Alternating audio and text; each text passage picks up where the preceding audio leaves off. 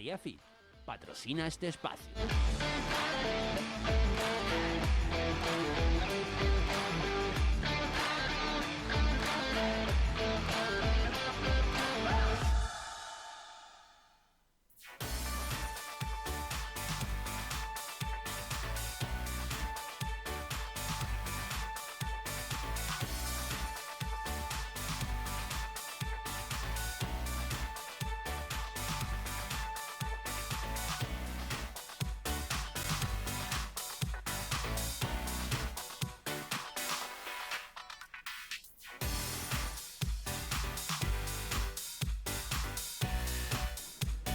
Bienvenidos un día más al Magazine de OVE, quien les habla aquí en Biosfera Televisión.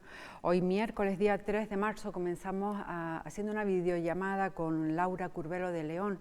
Ella es diseñadora gráfica y está detrás del proyecto, un proyecto donde combina la psicomotricidad en los niños a través de actividades en la naturaleza, como el yoga y otras cosas más. Y justamente acaba de, Lazos Mágicos se llama este proyecto, justamente acaba de publicar o hace pocas semanas un cuento que ella misma ha ilustrado y escrito, Alma, la tortuga que perdió el alma, y con quien voy a tener la oportunidad de hablar si esto de las redes funciona. Vamos a ver. Buenos días, Laura. Hola, buenos días. ¿Qué tal estás? Bien. Bueno. Te oigo bajito, pero te oigo, sí. Bueno, vamos a intentar que todo vaya bien. Yo te oigo perfectamente, también un poco bajo, pero todo muy bien. Laura, gracias por atendernos. Ahí estamos viendo tu cuento Alma, la tortuga que perdió el alma. Pero antes de comenzar a hablar contigo, vamos a ver un pequeño vídeo que va a ayudar a la gente que nos ve que entienda un poco el concepto. Vale. En una mágica isla, una alegre familia de tortugas marinas disfrutaban de su tranquila y relajada vida. Todas sabían lo afortunadas que eran y disfrutaban de ello todo lo que podían. Bueno, todas menos Alma. Ella siempre corría de un lado a otro, enfadada por todo y con mucha prisa. Parecía no darse cuenta de esa suerte. Y es que, a diferencia de las demás, Alma no tenía ese sitio especial que todos necesitamos a veces para estar sola, tranquila, para sentirse segura. Alma no tenía caparazón. También ella nació con uno, pero lo perdió poco después de romper su cascarón. Guiadas por su instinto y por su miedo de ser devoradas, deben de ser rápidas para llegar hasta el mar y ponerse a salvo. Ella se asustó tanto que perdió el control de todo su cuerpo. Incluso perdió su valioso caparazón.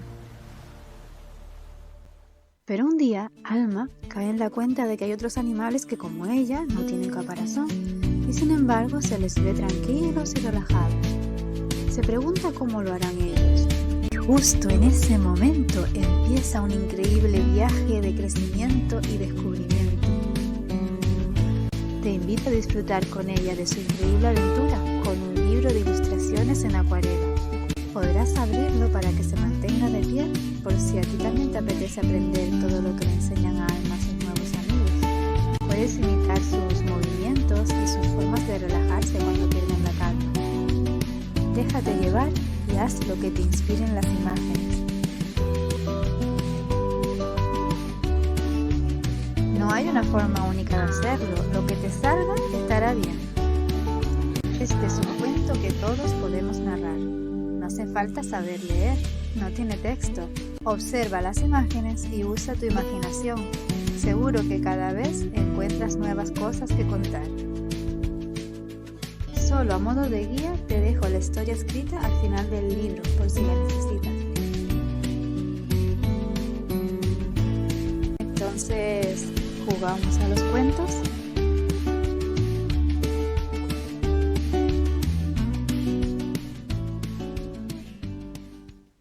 Bueno, enhorabuena, Laura, por esas ilustraciones maravillosas que tienes en el cuento. Estoy oyendo que es un libro de ilustraciones sin texto, solamente la indicación del final para que podamos emprender con ellas actividades diferentes. Sí, precisamente porque la idea es que usemos la imaginación y que contemos la historia desde nuestra forma de hablar, con nuestras expresiones y también que cada uno, ¿no? Y poniéndole eso, pues la voz a cada personaje y bueno, a nuestra manera. Y también sobre todo que lo puedan contar los niños que todavía no saben leer, Ajá. ¿no? Oye, Entonces, Laura, ¿cómo surge esta iniciativa? la del cuento, La del cuento. sí, bueno, yo es que venía de hacer las actividades con familia y tal, y poco a poco empecé a usar pues elementos gráficos como pequeños cuentitos, en búsquedas del tesoro y demás. Y entonces, bueno, también tengo la afición de contárselo a mis dos niños y les encanta. Y con ellos también me he dado cuenta de que, sobre todo al pequeño, ¿no? Les encanta ponerle pues eso, lo que te decía, voz a esos personajes y contarlos a ellos a su manera, aunque no sepan leer. Y bueno, y yo siempre he visto en los cuentos una herramienta súper potente para contar y para hablar de cosas que nos pasan en el día a día. Entonces, el ponerle texto y que todo fuera siempre en la misma línea, creo que eso se pierde.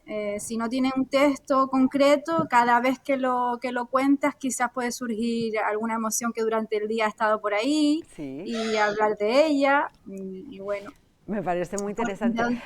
Laura, yo no sé si va dirigido, porque como bien dices, hay niños que no saben leer, entonces entiendo que no hay un margen de edad realmente para utilizar el cuento. no, no. La idea es que lo pueda leer cualquiera y eso, no es necesario saber leer, así que Es aunque al una, niño le llamen la atención las ilustraciones y le gusten los cuentos y tal, que yo creo que a todos les gustan.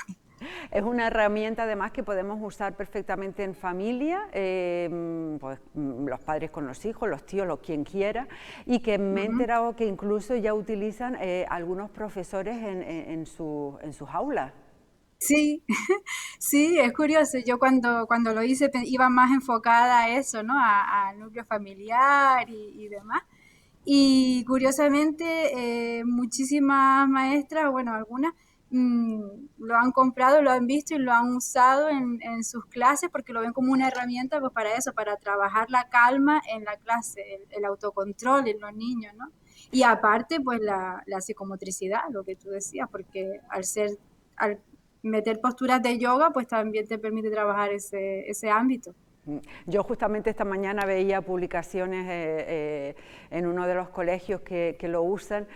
Bueno, y es una maravilla como los niños intentan hacer un montón de posiciones de yoga. Supongo que le da muchos beneficios. En estas imágenes sí que estamos viendo un taller de los tuyos, porque tú sí que trabajas el yoga infantil.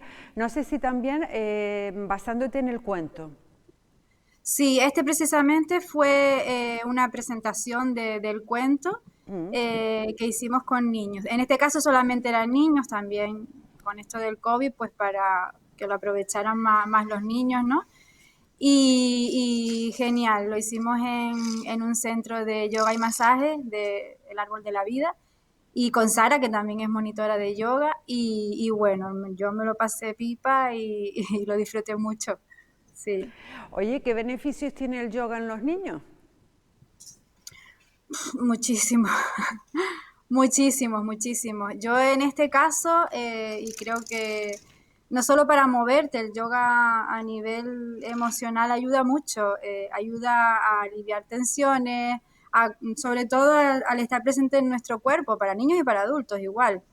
Y bueno, los niños necesitan moverse, y entonces el yoga es una herramienta que te permite eso, moverte y conocer nuestro cuerpo, hasta dónde llegamos con estos movimientos y el meternos en los personajes a ellos es algo que le encanta. Yo además creo que en este último año de pandemia me parece muy acertado esto del yoga porque casi que lo podemos practicar pues en cualquier espacio por pequeño que tengamos en casa, ¿no? Sí, sí, Ahora exacto. que los niños Bueno, no tienen muchas actividades fuera, quiero decir, deportivas. ya, claro. El cuento yo lo veo muy versátil, o la idea es que lo fuera, porque lo puedes utilizar tanto a la hora de irte a la cama cuando tú ya quieres relajarte, como decíamos, de ir hablando de los personajes simplemente viéndolos y demás, Incluso se puede meter algún ejercicio de mindfulness, que yo a veces también comparto en la página, por si dando ideas, ¿no?, de cómo se puede usar. Y para ese momento de relajación, o puede ser para un momento de juego, oye, pues vamos a hacer un poquito de yoga, venga, y ya podemos usarlo pues en una terracita, en un saloncito, un tal, podemos hacernos unas posturitas y echarnos una risa, ¿no? Y eso, Oye, Laura, meternos en el cuéntanos, ¿qué es el mindfulness? Para quien no lo sepa, bueno, es complicado de eh, explicar. sí, es complicado. Bueno, yo esto todo lo intento meter en el cuento y todo viene a raíz de usarlo yo misma y de ver sus beneficios, ¿no? El mindfulness, estar en el momento presente. No es dejar la mente en blanco ni nada por el estilo, sino estar donde estás. O sea, si estás jugando con un niño o si estás haciendo lo que sea, estás en eso, no estás en otra cosa. Da igual lo que estés haciendo.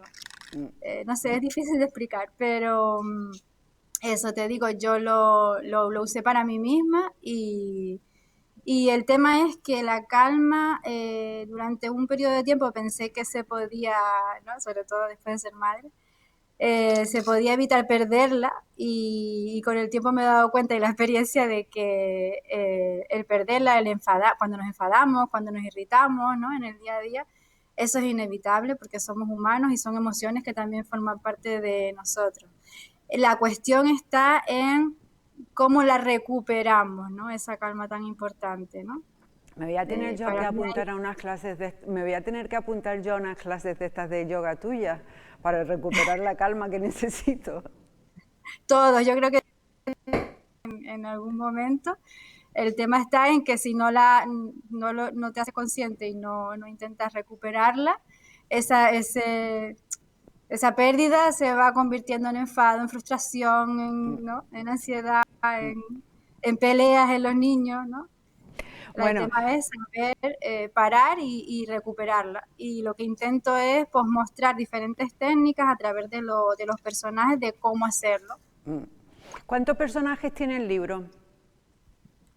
El libro tiene... Uy, ya me pillé. A ver, súbemelo un poco. Estoy viendo que está Alma, que es la tortuga, pero Bueno, después... aquí está Alma con su Sí. familia. Bueno, esta es Alma en un principio, cuando ella estaba así siempre enfadada, ¿no? Sí. De eso, de ahí esa cara, a ver, sí. Bueno, aquí es cuando aparece ella, cuando ella perdió su calma, ¿no?, que realmente fue cuando perdió su caparazón, como decía en el vídeo, ¿no?, en ese momento de cuando nacen y tienen que echar a correr, pues con tanto estrés, ¿no?, como nosotros, con las prisas y con todo, pues ahí, por ejemplo, se pierde la calma. Y ella perdió su caparazón, que en este caso es la metáfora de la calma. Y bueno, pues eso, se encuentra, por ejemplo, con un día se da cuenta, cae en la cuenta y se pregunta, oye, ¿y por qué otros animales no tienen caparazón y son muy felices, ¿no? ¿Serán capaces ellos también de calmarse y de tal? Tendrá que haber otras maneras de hacerlo. Y ahí parece que abrió su mente, ¿no? Y bueno, se decidió preguntarle, por ejemplo, a las toninas. Sí. Estas le cuentan cómo lo hacen, Sí. a través de su respiración y demás, cómo consiguen ellas la calma. Están las toninas, todos esos animales que todos nos suenan por lo menos porque Eso te iba, eso te iba a comentar, que al final también tiene un fondo de conocer un poco lo que nos rodea, ¿no?, en el mar. Sí, yo creo que es muy importante conocer lo nuestro y lo que nos encontramos en nuestro día a día. No te voy a ver, en un cuento puedes meter un personaje de donde sea, pero qué mejor que te suenen los personajes, Claro, ¿no? Que los evidentemente. conozcas después, que tú sepas dónde viven y dónde están. Evidentemente. Y Oye, eso, pues. ¿dónde podemos conseguir el cuento, Laura? El cuento ahora mismo está a la venta en diferentes librerías. Está aquí en San Bartolomé, en la librería Juncar. Está en Book and Paper, no sé si lo nombro bien, pero Sí, en en el el Dayland. Boulevard, en el Dayland y también en Argana Centro desde hoy. Y también en librería Diama, por supuesto. Muy Sí, bien. y luego hay gente que directamente se pone en contacto conmigo porque igual no tiene tiempo, lo que sea, y más con estos horarios restringidos, ¿no? y también se los he acercado allá donde me dicen y nos ponemos de acuerdo y se Oye, los ¿es tu acerco. primera creación así dibujando y haciendo un cuento de Sí, este tipo? sí, sí, es la primera. Sí, te digo, Cuenta, había, perdón. no, no, perdóname tú a mí. Es un poco complicado lo de la videollamada, lo de no Sí, pisarse. Nada, Laura, sí. quería que antes de que se nos fuera el tiempo, que nos contaras un poco acerca de ese proyecto tuyo, Lazos Mágicos. Ahí bueno, ahora con la pandemia supongo que lo tienes un poco paralizado, pero sí que has hecho actividades con niños y familias siempre, rutas costeras, rutas alrededores de los volcanes. Sí, bueno, digamos que hemos intentado combinar ahí el juego en familia, porque también soy monitora sociocultural y de ahí tengo la inquietud esa, ¿no? De siempre organizar actividades y demás, sobre todo al aire libre. ¿Y qué hacemos? Bueno, pues eso, le llamaba aventura y salimos, pues a lo mejor hacemos un pequeño sendero o hacemos una búsqueda del tesoro, siempre con una temática salimos a jugar. Yo preparo una serie de juegos y con esa temática pues podemos, un día hacemos paleontólogos y vamos a descubrir huesos de dinosaurio y otro día somos piratas y vamos a descubrir un tesoro. Muy bien. Eso, salir a jugar en familia, sin más. O sea que niños, familia, naturaleza y juegos, eso es una buena combinación Exacto, para el desarrollo de todos los niños, vamos. exacto, de disfrutar de nuestros lazos mágicos, ¿no? Tanto con nuestra familia como que el que nos une con la naturaleza que nos rodea. Bueno, Laura, proyectos, ¿tienes algún proyecto para cuando esto mejore, que ya parece que está mejorando un poquito, cruzo los dedos, dentro de Lazos Bueno, Mágicos? sí, con Lazos Mágicos la intención es continuar con estas actividades retomarlas, estas actividades que te cuento. Ya tengo en mente otra idea para un segundo cuento, pero bueno, esta acaba de salir. Y bueno, propuestas hay por ahí algunas, a ver si van saliendo. Me gustaría poderlo llevar, por ejemplo, a los colegios, por eso que comentábamos Sí. de que a las maestras les está viniendo bastante bien y a mí me encantaría ir y trabajarlo con ellos en talleres y Mm. demás. Así que desde que todo esto pase, yo espero que podamos hacer cositas. Ojalá sea así. Oye, y también Sí. una presentación física del cuento para que todos la conozcamos, porque no ha podido ser todavía, ¿no?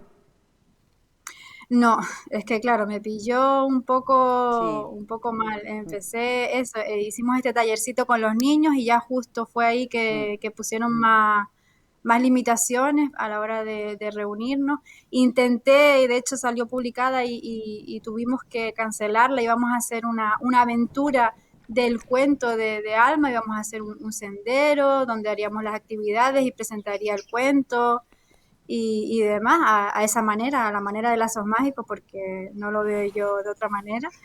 Y no pudo ser, tuve que posponerla y estoy a la espera de poder hacerla. Bueno, seguro que todo llega dentro de menos tiempo que Seguro. pensamos. Un placer enorme, Laura, me ha encantado la historia y tu Gracias. proyecto. Muchísimas gracias por Gracias, gracias. atendernos, ¿eh? Oye, les ¿Perdón? recuerdo que muchísimas gracias por atendernos y recordarles a todos los que nos ven, si tienen curiosidad, Laura tiene un perfil enfocado a todo esto que ella hace que se llama Lazos Mágicos, una web y un perfil de Facebook. No sé si estás en algún lado más. No, de momento ahí, la web y el Facebook y ya, Es pues no tengo tiempo suficiente. para más. Sí. Un placer, Laura, Bueno, muchísimas gracias. muchas gracias. A Gracias, ti. gracias, muchas gracias. Bueno, al final sí que salió la videollamada muy bien. Ahora vamos antes de recibir a mi próximo invitado, vamos con una encuesta en la calle sobre la opinión de este cambio de fase que comenzó ayer dentro de nuestra alerta sanitaria por el COVID-19. Yo pienso que deberíamos haber esperado hasta que pasáramos la Semana Santa, porque no somos conscientes de que vamos a pasarlo bastante mal. No sé, eso es mi opinión. Ahora, si todos respetáramos el estar en confinamiento y no fuéramos a hacer fiesta, no hacíamos nada, pues espero que todo salga bien. Pues yo creo que hemos bajado a la 3 bien, pero deberíamos estar en la 2 también, porque yo veo que no hay tantos contagios y la cosa ha parado un poco. Yo creo que sí que es mejor, ya que vamos a las 2, que ya estamos muy cansados de tanto cerrarnos en casa. Creo que está bien eso de ir despacito, poco a poco, o sea, mejor un 3 y después ya un 2 o el que venga, porque si no nos volveríamos muy locos, nos vendríamos muy arriba y la cosa se disparata. Hombre, si en el hospital está bien, sí, para ir más o menos todo el mundo funcionando un poquito. Mejor que vayamos con calma y que las cosas se vayan solucionando lo mejor posible, que va a tardar todavía un poquito, pero hay que tener paciencia. No, yo creo que es coherente que estemos en 3 y ir desescalando poco a poco y sobre todo no por la incidencia en la calle, sino más bien en el hospital, que es un hospital pequeño y estaba demasiado, las UCI demasiado saturadas y el hospital saturado y poco a poco, sí, yo creo que sí, vamos bien. Bueno, según los indicadores, el 3 es lo adecuado, parece. Yo prefiero ir despacio. Hay gente que prefería pasar directamente al 2. Yo prefiero ir despacio y que cuando salgamos al 100%. Bueno, ahí estaba lo que opinaban los lanzaroteños. Ahora, bueno, me da mucha ilusión porque hace mucho tiempo que no lo veo. Hoy nos acompaña el veterinario Narciso Bueno. No viene en esta ocasión para hablarnos del COVID, sino como especialista en esto de... Espérate que me pierdo. Especialista en... ¿Dónde lo tengo? En higiene alimentaria, lo siento. Narciso, muy buenas, ¿qué tal estás? Bien. Que se me va... aquí otra vez, ¿tú qué tal? Perfectamente. Asesor de higiene alimentaria, además en Salus Populi. Hoy nos va a traer un tema que creo que les va a encantar, porque por lo menos a mí me llamó mucho la atención. Todos tenemos una nevera en casa, casi todos creo, un frigorífico, pero ¿colocamos correctamente los productos dentro de él? Me da a mí que no.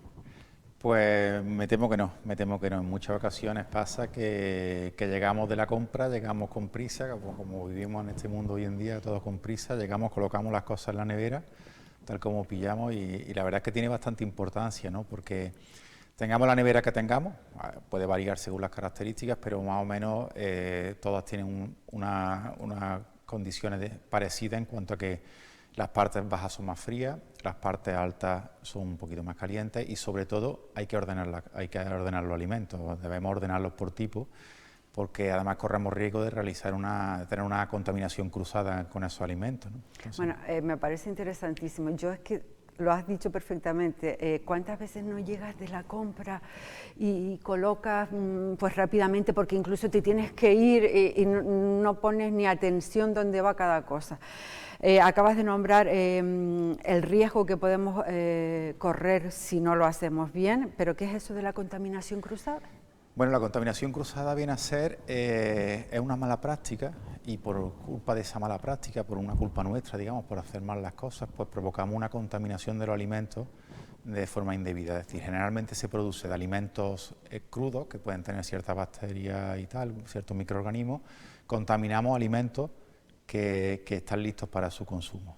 Entonces, eso puede ser de forma directa, puede ser que yo ponga dos alimentos, uno crudo y uno ya cocinado, o un pastel o algo, listo para el consumo, juntos se contaminan, o bien puede ser de manera indirecta. Yo, por ejemplo, toco con mis manos o con algún trapo o con algún utensilio algo que estaba contaminado y contamino un alimento que no lo estaba, ¿no? Y yo mismo le he producido una contaminación que puede ser luego mala para la salud. Evidentemente, eso te iba a preguntar, que te puede repercutirnos no sé de qué manera, pero de alguna manera nos pasa factura, ¿no? Sí. Con una intoxicación, ¿cómo? Sí, serían todas infecciones alimentarias, son enfermedades asociadas a los microorganismos, generalmente bacterias, que encuentran en esos alimentos, encuentran pues el nicho perfecto para crecer. Si les damos el tiempo, les damos la temperatura que las bacterias necesitan para multiplicarse, ya lo tenemos todo. Lo tenemos todo.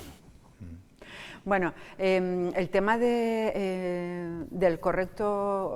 la correcta higiene en la mano, yo creo que ya este año todo el mundo lo sabe, pero bueno, para colocar los alimentos en la nevera también hay que tenerla en cuenta. Sí, por supuesto. Siempre que vayamos a manipular alimentos tenemos que lavarnos las manos, eso sí o sí. antes y después, y por supuesto al cambiar tipo de alimentos también. El lavado de manos debe ser un lavado, además, a ser posible con agua caliente o templada, con un jabón adecuado, y que sea un lavado de manos efectivo en el tiempo que requiere, aproximadamente 30-40 segundos, un minuto, lavándonos las manos. Bueno, vamos al lío, a ver cómo ordenamos correctamente los alimentos en un frigorífico. ¿El tamaño importa? Quiero decir, pequeño, grande, ¿siempre mantiene el mismo orden? Hombre, no va a afectar, va a variar según el tipo de equipo que tengamos, pero nos tenemos que adaptar a lo que tenemos, Siempre tengamos en cuenta que la parte baja casi siempre va a ser la más fría en el frigorífico. Entonces, en esa parte baja, pues deberemos colocar... ¿Tiene relación porque está el congelador abajo o no? Puede tener cierta relación por el congelador abajo, pero normalmente el frío tiende a bajar. Vale. Entonces, como el equipo se va a enfriar por aire frío, ese aire frío pues se va a ir a la parte baja y va a ser siempre la parte, generalmente la parte más fresca. ¿Qué colocamos en la parte más fresca? En la parte más fresca, productos los más perecederos, productos crudos, productos que además no queremos que contaminen a otros. Entonces, si pusiéramos esos productos, esas carnes, esos pescados crudos, los pusiéramos en las partes altas, si tienen alguna pérdida, algún exudado o algo, va a caer sobre productos ya elaborados. Entonces, en la parte baja pondríamos productos que tengan más riesgo, que van a durar más tiempo probablemente y que no nos van a contaminar si lo ponemos en la parte baja. ¿Arriba? En la parte alta pondríamos alimentos más listos para el consumo, alimentos ya cocinados, pasteles, salsas, embutidos, productos que no van a tener tratamiento térmico después, porque claro, si nosotros le hacemos un tratamiento térmico después, gran parte de esa bacteria la vamos a matar. Pero si no le vamos a hacer tratamiento térmico, pues corremos un riesgo de contaminar esos alimentos y que luego nos produzcan a nosotros todas infecciones, ¿no? O sea, las partes altas, productos listos para el consumo y que son más peligrosos si los contaminamos. Bueno, creo que lo estoy haciendo yo bien en casa. Los cajones, normalmente las neveras también suelen tener 2 cajones, o depende del tamaño de la nevera. ¿Ahí se supone que va la fruta y verdura? Ahí va la fruta y la verdura, especialmente indicadas son cajones para fruta y verdura. Las frutas y la verdura muchas veces vienen sucias del campo. Sí. Hay veces que se han limpiado, hay veces que no, que vienen tal cual del campo. Y si contactamos con alimentos crudos, con alimentos ya procesados, corremos un riesgo de que nos contaminen. Por tanto, los cajones, frutas y verduras. Y si las traemos de un supermercado con una bolsa, es ideal que abramos esa bolsa, que la saquemos de esa bolsa, por lo menos que la abramos, que no la dejemos completamente cerrada. Si la dejamos cerrada, se va a condensar dentro el aire y ese aire va a provocar más humedad y va a hacer que se pudran antes y que duren menos tiempo. Ya me ha pasado a mí eso, ¿Te ha con pasado? Zanahorias, por ejemplo, y con cosas de esas, ya me he dado cuenta. ¿Es necesario que toda la fruta y verdura esté en la nevera o hay alguna pieza determinada que es mejor conservar fuera? Hay algunas que podemos dejar y debemos dejar fuera. De hecho, debemos evaluar si nuestra nevera es pequeña, pues qué dejamos fuera. Si tenemos una grande, pues bueno, podemos un poco más tener más ancha, pero sin embargo, si es pequeña, pues hay cosas que tenemos que dejar fuera sí o sí. Tenemos que evaluar qué es lo que tendría menos riesgo. Hay alimentos que a lo mejor históricamente hemos metido en las neveras y no hace falta meterlos. Por ejemplo, los ajos. Los ajos aguantan perfectamente fuera, son alimentos que aguantan muchísimo tiempo. Las papas sí es más, como sabéis, se sabe más que si las dejamos en frío tienden a producir... Ponerse negras, ¿no? ¿Se ponen negras o no? Fuera no, dentro tienden más a ponerse negras, a grillarse, como se dice aquí, a brotar, a producir unos brotes que esos son negativos para la salud. Para el alimento, producen una sustancia que se llama acrilamida, una sustancia que es nociva para la salud. Entonces las papas también podríamos dejarlas fuera y debemos dejarlas fuera. Alimentos, frutas tropicales como el aguacate, como el plátano, se pueden quedar fuera y se deben quedar fuera. Si las ponemos dentro se va a acelerar más su proceso de descomposición que si las dejamos fuera de... Por supuesto, cuando digo fuera quiero decir temperaturas medias y temperaturas, humedades normales, sitios que no sean muy húmedos, sitios que no les dé el sol directamente, pues un sitio normal, una alacena normal, un almacén normal donde podemos meter esos alimentos que sin que le dé el sol y una temperatura media. Estoy asombrada de lo bien que lo hago, de verdad, ¿eh? Oye, la puerta, la puerta suele tener también unas baldas y unos compartimentos para botellas y otras cosas. Sí. Me dicen la cerveza, pues la cerveza y demás. La cerveza es un sitio fresco importante también. La puerta es el sitio más caliente de la nevera, porque es la que más abrimos. A veces incluso puede ser que se nos quede abierta, por tanto la zona más caliente va a ser la puerta. En la puerta debemos poner refrescos, bebidas, que no requieren tanta temperatura tan fría, no tiene tanto riesgo porque ya traen productos que son conservantes, y también tipos de salsas envasadas como la mayonesa, el ketchup, la mostaza, ese tipo de productos que ya están abiertos, pero en la puerta no van a aguantar bien, vienen ya preparados de fábrica industrialmente para aguantar eso. Si fueran salsas propias, no, si salsas propias, ya hemos dicho, la parte alta, para que no se nos contamine, porque son muy peligrosas. Sin embargo, salsas ya preparadas, industriales, vienen ya preparadas para eso. Otro día hablamos de las elaboraciones propias, tipo mayonesa y tal, que hay que tener muchísimo cuidado. Bueno, y las que cocinamos y los que cocinan y nos sobra, pues no sé, un plato, 2 platos de un estofado, de un potaje, de lo que sea. ¿Cómo guardamos eso en la nevera para comerlo o al día siguiente o por la noche cuando uno quiera? Ajá. Es importante que si hemos guisado algo o lo hemos cocinado o nos ha sobrado algo de lo que hemos preparado, no lo metamos caliente tal cual en la nevera. O sea, por ejemplo, los sitios, los restaurantes, esto muchas veces tienen aparatos para bajar la temperatura rápidamente, se llaman abatidores para abatir esa temperatura. Sin embargo, en nuestra casa no tenemos abatidores, entonces lo que tenemos que hacer es bajar la temperatura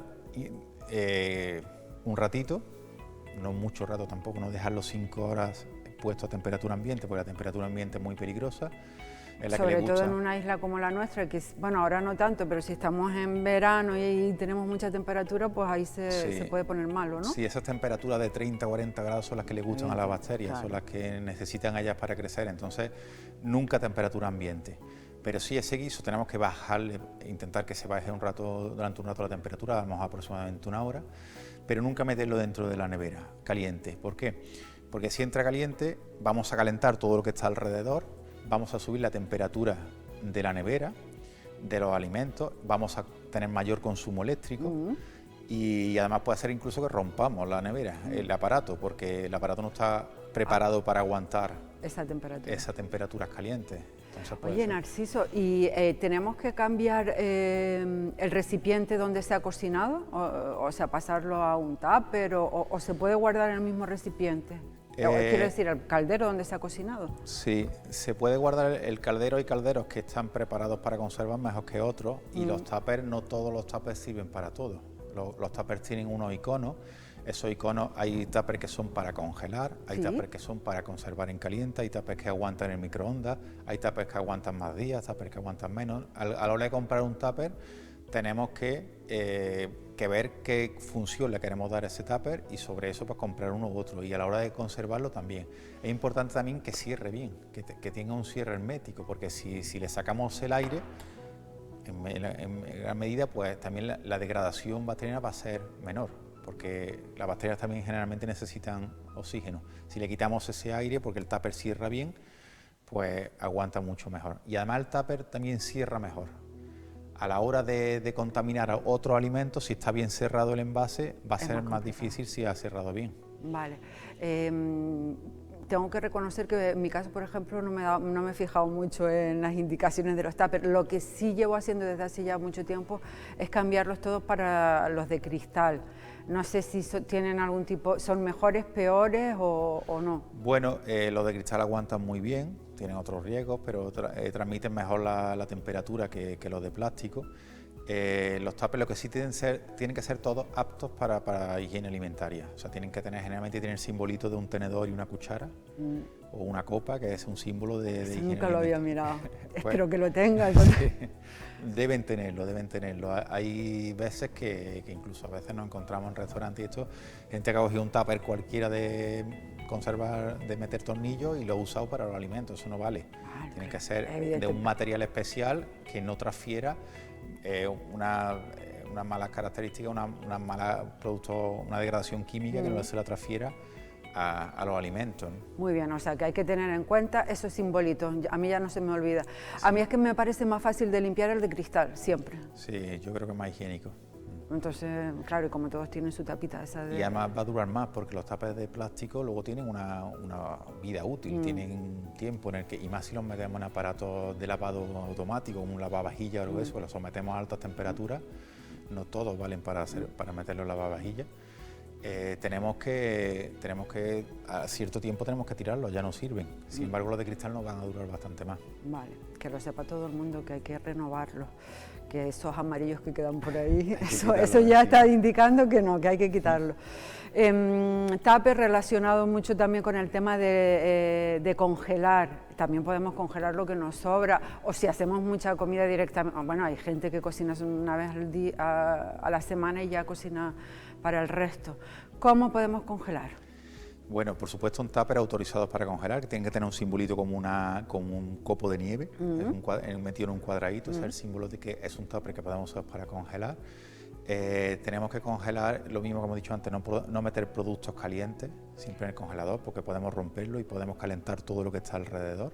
Entonces, ¿totalmente a temperatura ambiente como cuando lo vamos a dejar en el frigo o incluso más frío? Hombre, si depende del equipo que tengamos, si el equipo nosotros pudiéramos aislarlo completamente del resto de alimentos, podríamos meterle un poquito más caliente, si no tendremos que bajarle la temperatura, podríamos incluso, si no hace falta, meterlo en el frigorífico antes para bajarle la temperatura a temperatura ya de refrigeración antes de congelarlo. Muy interesante. Para la próxima vez que venga me voy a tener buscado todos los simbolitos para que nos los expliques bien, porque de congelados, de cómo descongelar, lo dejamos para otra ocasión, porque para como pequeño adelanto, ¿cuánto tiempo nos puede durar un plato congelado en el congelador? Bueno, pues esa es una muy buena pregunta. A veces tenemos la idea de que lo congelado es eterno. Y como no, esto está congelado y dice, ¿desde cuándo lleva hasta aquí? Pues bueno, desde cuando fue la comunión del niño y seguimos teniéndolo. Y sin embargo, no es eterno, obviamente, ¿no? Los productos que están ya precocinados traen una caducidad, o los que hayamos comprado congelados traen una caducidad en congelado y tenemos que seguirnos por esa caducidad. Los que hemos hecho nosotros, depende del equipo que tengamos, depende de cómo lo hemos congelado, pero yo creo que irnos más allá de un mes ya estaríamos peligrando, ya estamos teniendo peligro. Lo suyo sería poner una etiqueta para no olvidarnos, ¿no? Por supuesto, en todos los alimentos sería muy recomendable apuntar la fecha de apertura, tener con un rotulador simplemente, si abrimos algún envase, poner la fecha de apertura, pero los congelados más todavía, porque los congelados a veces perdemos la noción del tiempo que ha estado allí. Sí. Y entonces, la vida vuela y se pasan los días y no se pasan meses a ver si no nos hemos dado cuenta. Y además en esa etiqueta, en los congelados incluso es recomendable poner lo que es, qué alimento es, porque también a veces que cuando está congelado, está hecho de una sola pieza, ya no reconocemos lo que es. Entonces recomendamos poner una etiqueta con el producto que es, el alimento que es y la fecha en la que se compró, en la que se elaboró. Bueno, ¿te parece que en otra ocasión veamos el tema de cómo descongelar? Que me da que ahí también se falla muchísimo. También tienen para un programa. Se nos queda una cosa en el tintero, se me va el tiempo, pero no quiero dejarla fuera. El límite de carga de la nevera. No podemos meter ahí todo lo que queramos, ¿no? Nada, muy importante, porque las neveras tienen el frío. Se basa en que el aire frío circula por toda la nevera. Si yo acerco mucho los productos, no dejo ese espacio para que circule el aire frío, pues no va a enfriar de forma correcta. Los alimentos en el centro pues tenderán a no estar tan fríos. Entonces tenemos que respetar ese límite de carga y poner los alimentos justos que caben para que el frío circule. Muy bien. Me ha encantado, Narciso. Un respiro en esto del COVID, que ya saben que ustedes que Narciso siempre viene a hablarnos del COVID, ya volveremos a retomar el tema en otra ocasión. Hoy como en su calidad de asesor de higiene alimentaria en Salus Populi. Un placer. Igualmente. Muchísimas gracias. Muchas gracias. Nos vemos pronto. Venga. Bueno, ahora sí que es tiempo de actualidad informativa. En esta ocasión nos la vuelve a traer el periodista Domingo Rivero, a quien ya tengo aquí sentado. Domingo, muy buenas. Hola. Es verdad, vamos a ver la cabecera.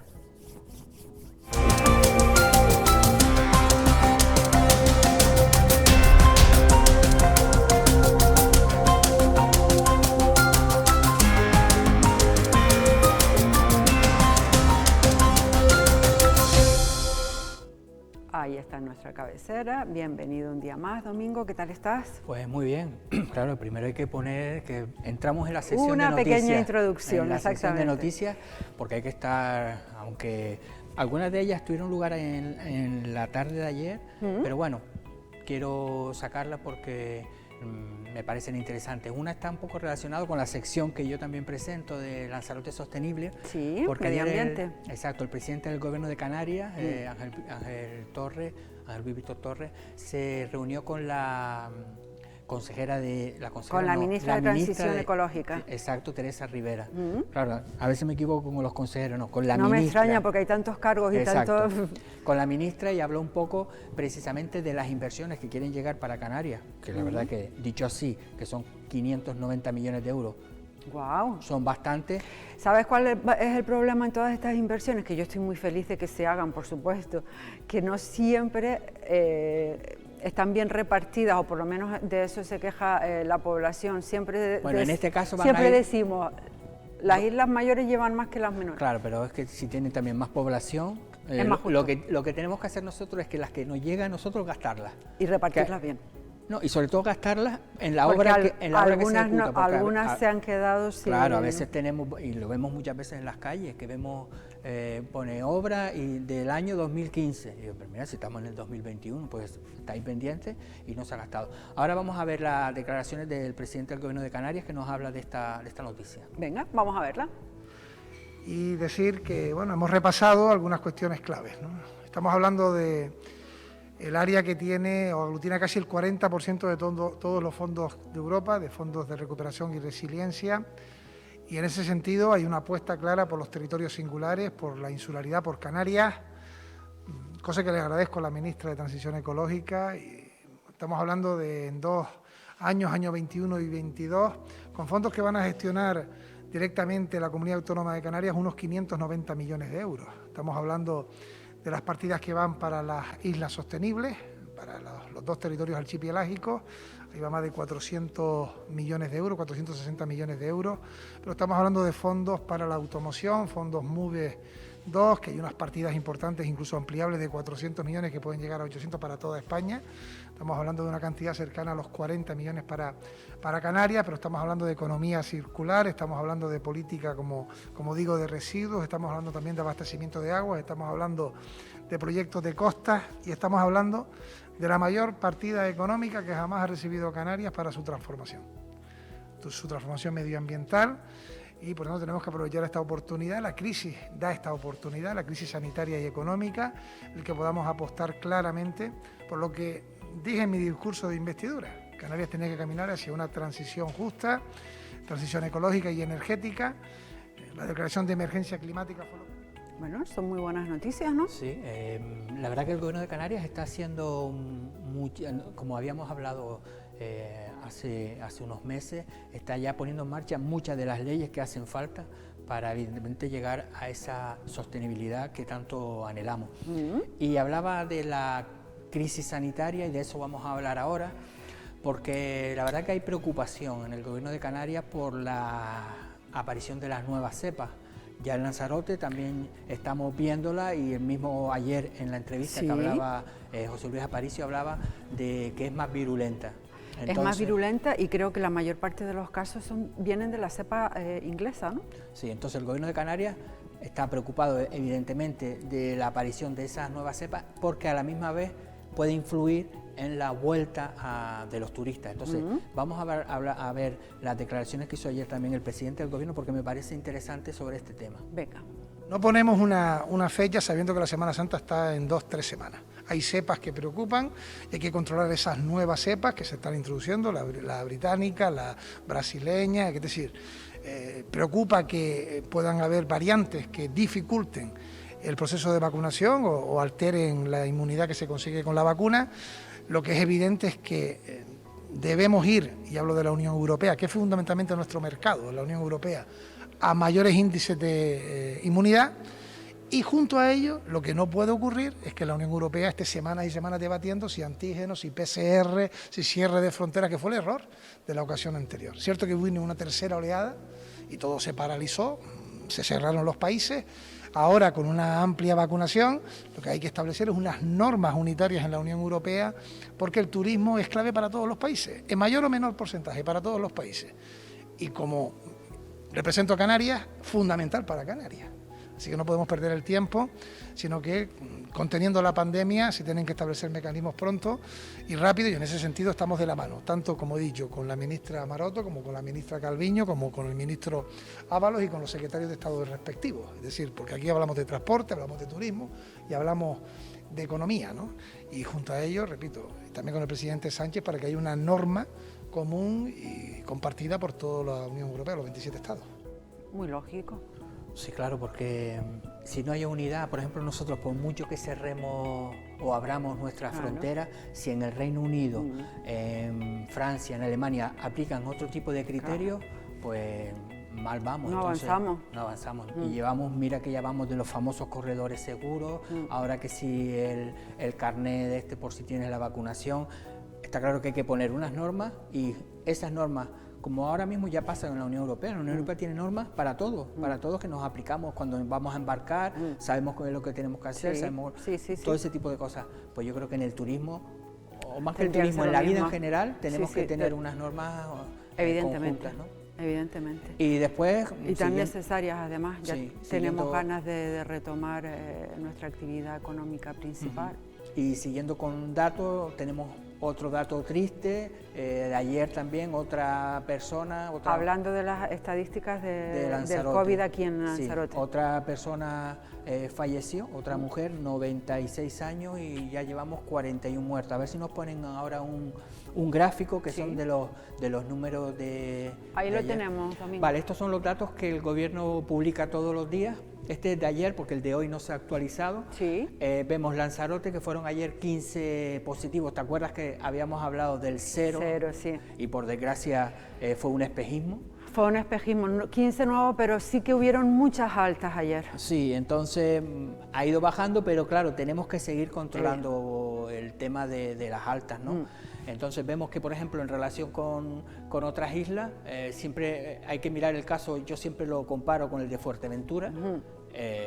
Estamos viendo que Lanzarote tiene más del doble que Fuerteventura, cuando tenemos casi una población muy similar, una economía turística también muy similar, un número de población extranjera que vive en las islas también muy similar, pero vemos que no hay una correlación, no sabemos, yo me imagino que con el tiempo se habrá un estudio por qué Lanzarote y Fuerteventura han ido, prácticamente vemos 1.692 casos es muy destacado en Fuerteventura y 4.400 es más del doble. Claro, porque en La Palma está claro que la población de Fuerteventura de Lanzarote no tiene que ver ahora mismo con la de La Palma, ¿no?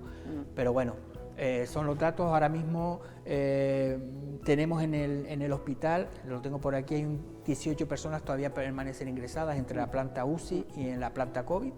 No ha ido bajando, descendiendo, pero también lamentablemente hay que decir que ha ido aumentando el número de fallecidos, que ya llevamos con 41 personas. Bueno, yo no sé, el tema de Lanzarote y Fuerteventura, no sé qué diferencia de población puede haber entre ambas islas. Muy poca, muy poca. ¿Seguro? Sí, hay muy poca. Pues es para estudiarlo. Hombre, a veces hablan de si las distancias, por ejemplo, a lo mejor un vecino de Corralejo no va a Jandía así como así, nosotros a lo mejor un domingo la movilidad entre Aría y Playa Blanca pues prácticamente es muy corta, ¿no? A lo mejor quizás eso puede haber sido uno de los efectos, ¿no? El que haya habido más contacto entre la población de Lanzarote que el contacto en sí de la población de Fuerteventura, que viven como más aislados, ¿no? Pero también sería eso, es bueno reflexionar y está claro que tenemos que seguir apostando por las medidas de control, porque aunque hemos bajado a fase 3, que ayer vimos que prácticamente es lo mismo, aunque cambian, por ejemplo hoy ya el Ayuntamiento de Teguise ha anunciado que el próximo domingo se abre de nuevo el mercadillo, de 9 a 2 de la tarde. Bueno, es una noticia también un poco para esa gente que trabaja en el mercadillo, darle un poquito un respiro económico. De acuerdo. Bueno, un placer como siempre. Ya saben que pueden actualizar toda la información a través de nuestro digital, bioferadigital.com al momento. Y a ti te veo mañana, ¿no? Por cierto, te recomiendo que, ahora me despido de ti, pero que no te vayas muy lejos, que te va a gustar el próximo vídeo que voy a lanzar. Pues lo veré, no me voy a mover de aquí. Venga muchísimas gracias.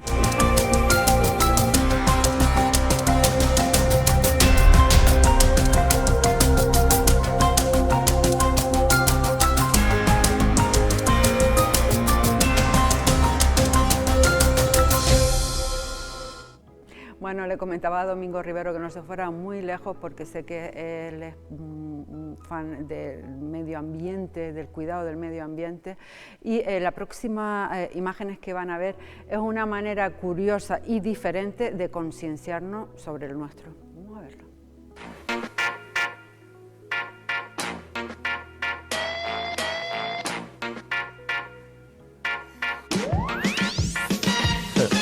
Bienvenido, bienvenida, esto es conciencia en forma de rima. Se protege, no se contamina, cuidemos entre todos de la marina. Si hay algo a lo que deben de ponerle interés, son las bolas de Balonia en el charco de San Ginés. ¿Y saben por qué me alegro? Porque Arrecife es la casa del chorlitejo patinegro. La estrella de la zona intermareal es una estrella y es la estrella capitán. A las rocas la vuelta no le debes dar, si no muchas especies se morirán. Al mar y al cielo debes mirar, no son naves, son aves y van a migrar. Muchos kilómetros van a volar, pero antes en Arrecife paran a descansar. Lo sabe la gente de Lanzarote, uno de nuestros mayores tesoros es el angelote. El ecosistema marino lo controla, igual que en el aire el águila pescadora. Ya se acaba, se termina, esto es conciencia en forma de rima. Se protege, no se contamina, cuidemos entre todos de la marina. Ya se acaba, se termina, esto es conciencia en forma de rima. Se protege, no se contamina, cuidemos entre todos de la marina.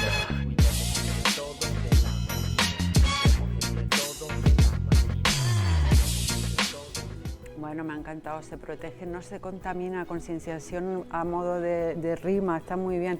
El rap de la Marina Lanzarote.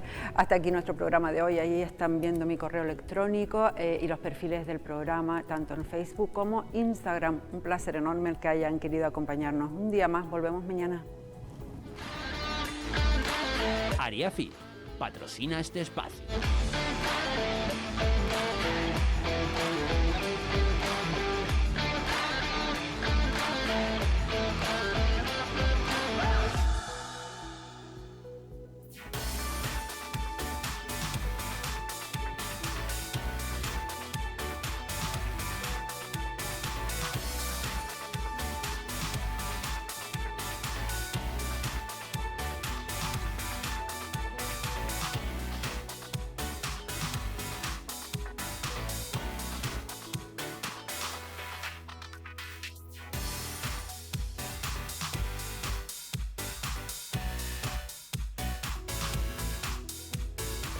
Thank you.